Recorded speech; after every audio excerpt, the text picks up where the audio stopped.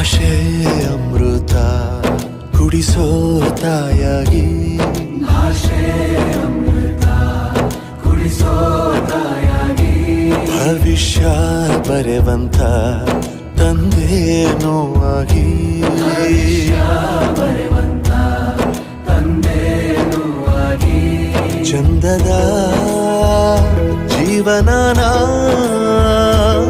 ನೀಡಿರೋ ಗುರುಗಳು ನಮ್ಮ ಗುರುಗಳು.